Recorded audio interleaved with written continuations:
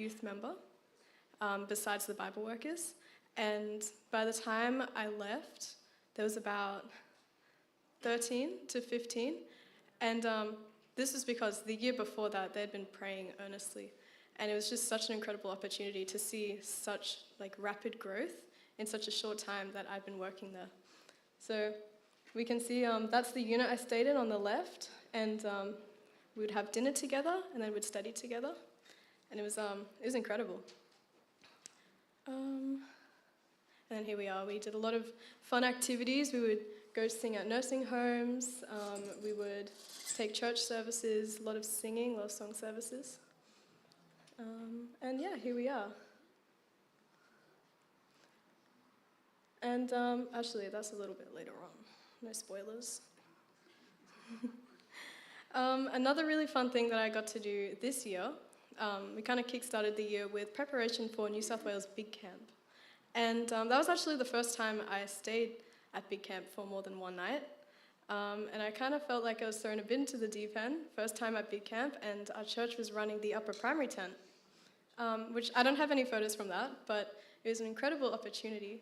We had about 120 kids at the most, and our theme was becoming a missionary. So every single day, the kids would travel to a different country, and someone from that country would share a mission story from there, share a bit about the culture, and we learnt the song God Is So Good in about 5 different languages, and we got to perform that at the end of Big Camp. So that was really fun. And we also did a lot of seminars. We ran quite a lot. We ran about 3 seminars this year. Each went for about 4 days. And that involved a lot of letterboxing. We got to letterbox all of Ballina Shire, which is about, how many people is that? That's a lot of people. 47,000 people there. And praise God, we had 3 come to the seminar from that. And even though it was a small number, it wasn't a waste of time because, just being able to watch these people grow and find their walk with God through that has been a blessing. And I'm going to talk a little bit more about that in a minute. But right now I'm just sort of recapping. So then after that, I came back here, but I haven't been at this church for a little while just because I've been sick almost every weekend. But I'm here now. And then when did I go back? I went back for another week because a church from Fiji that Alstonville had been going to quite frequently came and had a mission trip in Ballina. And that was incredible. We ran another seminar there for 3 days, and then there was a 10-day extension for those who wanted to stay. And I'm going to talk a little bit about some of those people who came along to our seminars, and then the way that a small group sort of nurtured that. So on the right is my dear friend. Her name's Talia, and she's only been a Christian for a very short amount of time. But by God's grace, she found God, and she was emailing all the churches around her location, and only one church responded. She was looking for a small group, a group of young people where she can have a community. Only one church responded, and that was Lismore Adventist Church, but they didn't have a youth group running at the time, so then they redirected her to Ballina. And so that's where she sort of became a part of our small group, and we can see here that the 2 people standing next to her, they gave her Bible studies for about 6 months, and she got baptized just recently. And she's the youngest member of Ballina Church. If anyone has ever been there, you'll know what I mean. But it's so amazing to see young people, really getting involved and finding their walk with God. And the man on the left, he's another dear friend. His name is Walton. And Walton moved here from the Solomon Islands not too long ago, and he was raised a Christian, but since he walked away from God. But then one day, he woke up and felt this overwhelming urge to come to church. So he came to Ballina Church, and he was a little bit hesitant, but a lovely youth sort of coaxed him inside, and he actually got baptized last week. So I think that's pretty cool. Oh, this is the Fiji church as well. That came from Fiji to Ulsterville and Ballina. And it's some more photos. And that's Ballina Church during the mission trip. Now, if anyone has been to Ballina, you'll know that's a very small church. It's about 30 people that show up. But it's not a really good photo.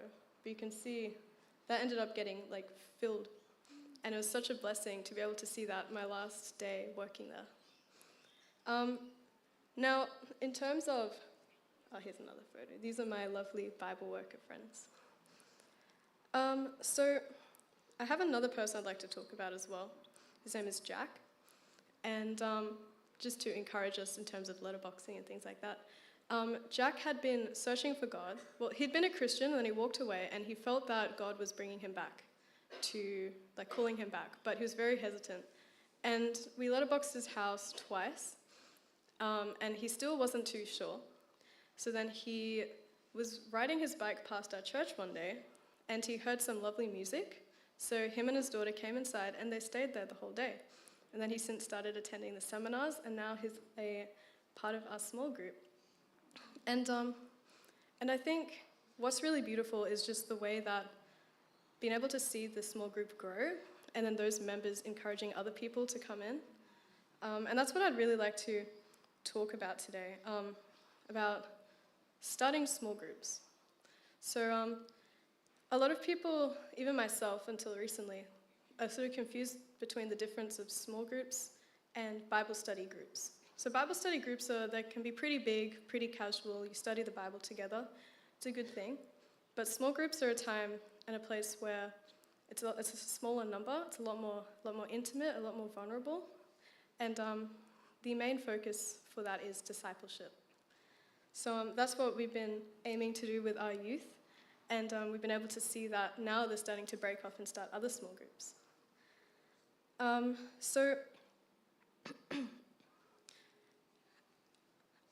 Even though I went to Arise for 3 months, you don't need to have months of training to invite people to your home and share the Bible with them.